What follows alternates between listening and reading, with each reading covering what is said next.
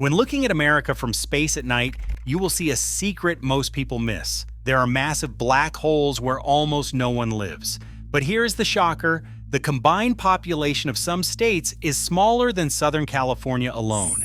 Today, we are revealing the 10 emptiest regions in America, including the data behind why they are empty. We are using 3 hard metrics to map the emptiness: total population, population density per square mile, and job growth. This countdown moves from sparsely settled states to demographic ghost towns, with data-backed counterpoints for each. And thank you for helping me get 10,000 likes for a video on the largest empty areas of America. Let's start with the wilderness paradox. Number 10 is Idaho. Idaho, known as the Gem State, houses 1.9 million people across rugged terrain, yielding a population density of just 24 residents per square mile. Statistically speaking, that is closer to open wilderness than civilization. The job picture tells a split story. Boise's metro area sees tech expansion and semiconductor investment, but step outside that bubble and you will find economies reliant on agriculture and federal land management. The counterpoint here is notable. Idaho ranks as the fastest growing state by percentage, with remote workers flooding in precisely because of the isolation they once avoided. But here is the constraint that keeps numbers low. 83% of Idaho's land is federally owned, totaling more than 20 million acres of mountains, rivers, and wilderness areas, all with seriously underrated scenery. However, all of this federal land creates artificial scarcity in developable areas, capping growth regardless of demand.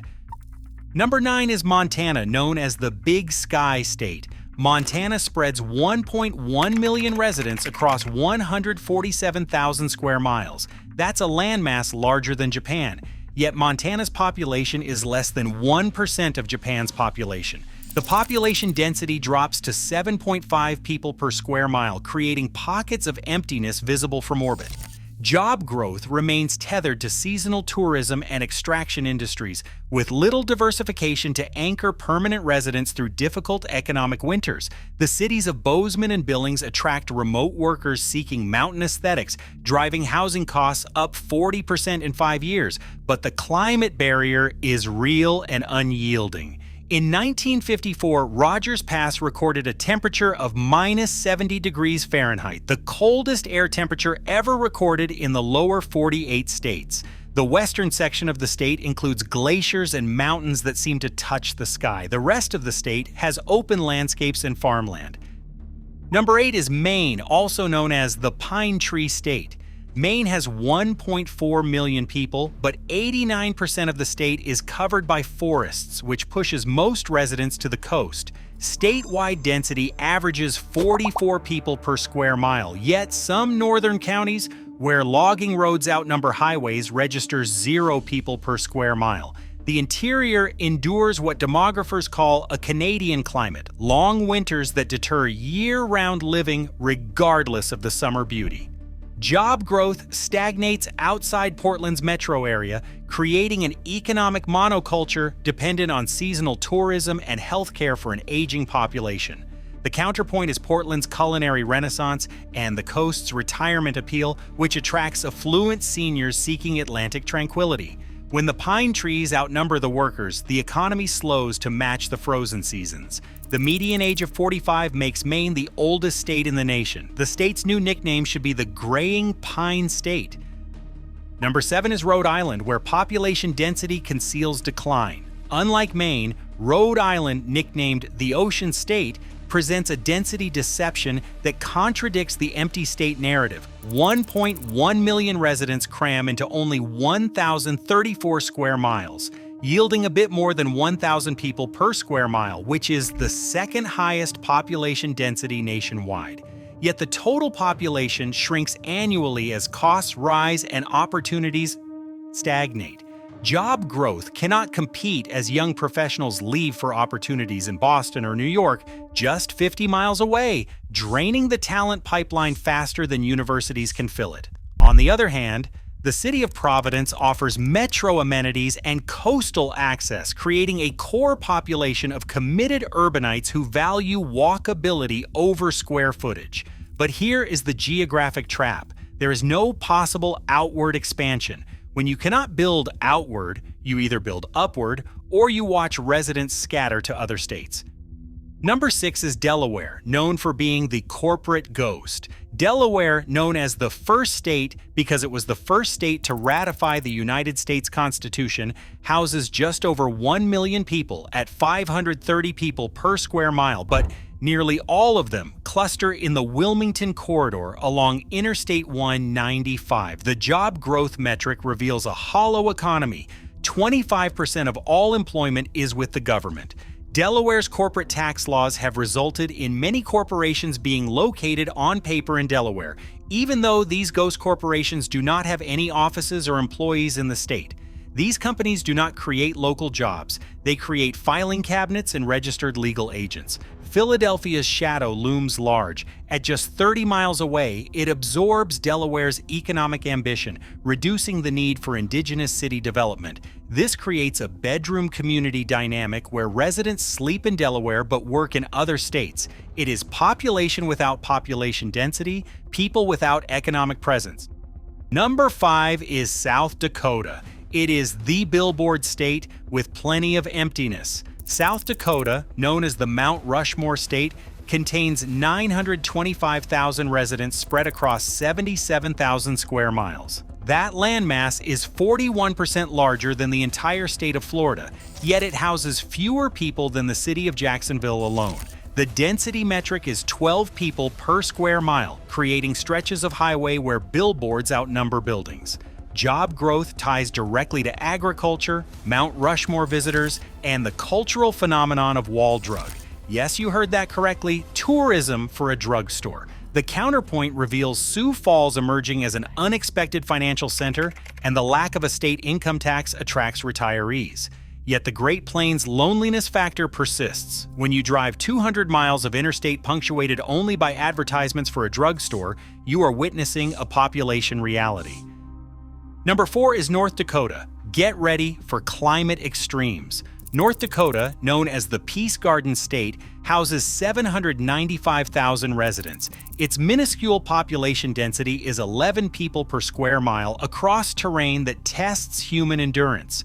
Job growth follows oil boom-bust cycles with violent volatility. When oil or mineral industries contract, entire towns empty within months, and the weather barrier is severe. North Dakota averages the lowest temperatures in the lower 48 states, with negative 60-degree wind chills recorded regularly. There are also flash flood cycles that transform frozen ground into temporary lakes. An intriguing story centers around the city of Fargo's steady growth, including wages that remain the highest in the region, anchoring a core population despite the weather extremes. But consider this geographic comparison. Winnipeg sits just 70 miles to the north and contains more people than the entire state of North Dakota. When a single Canadian city has more people than a whole state, the emptiness is not just perception. Number 3 is Alaska, considered the last frontier.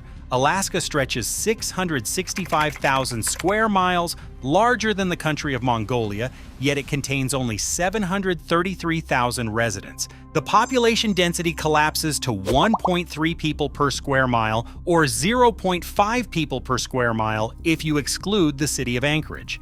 Job growth is concentrated in government employment, oil extraction, and seasonal tourism, creating an economy that fluctuates with federal budgets and commodity prices. The accessibility crisis defines the demographics. Only 16,000 miles of road exist. That is 1/20th the road mileage of California. Ironically, Alaska is 4 times the size of California. Many communities remain unreachable by car entirely. The counterpoint highlights the permanent fund dividend, which literally pays residents to stay. This fund results in a high per capita revenue. When you are paid to live somewhere and still cannot afford it, the geographic barriers have won. Number 2 is Vermont. Welcome to the rural haven.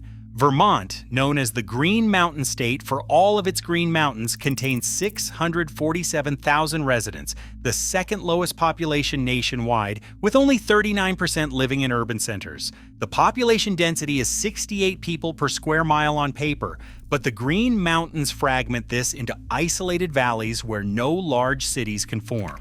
Job growth concentrates in Burlington's metro area and in seasonal craft tourism economies built on maple syrup and autumn foliage. The counterpoint shows Vermont as a popular destination for remote workers seeking affordability compared to the rest of New England.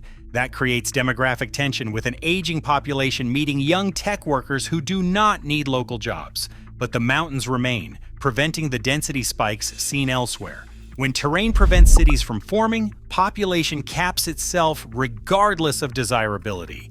The rural haven attracts visitors, but the geography selects who stays. Number 1 is Wyoming. Say hello to the empty king. Wyoming, known as the Equality State, has 581,000 residents, the smallest population in the nation. With a population density of 6 people per square mile, Wyoming has the lowest density in the continental United States. No city exceeds 65,000 residents. Cheyenne functions as an oversized town rather than a metropolitan anchor. Job growth depends on 25% government employment and on extraction industries that boom and bust with commodity prices. The counterpoint highlights energy independence wealth, Jackson Hole affluence, and Wyoming's ranking as the safest state for home buying. When extreme weather, extraction economics, and federal land ownership converge, you get the ultimate demographic void. Wyoming isn't just empty by accident. It is empty by the combination of geography and economics working in concert. Thank you for watching today's video. I hope you enjoyed it. Let me know in the comments which state's data shocked you the most. For more data-driven state rankings that look beyond the headlines, subscribe to Stellar State Stats.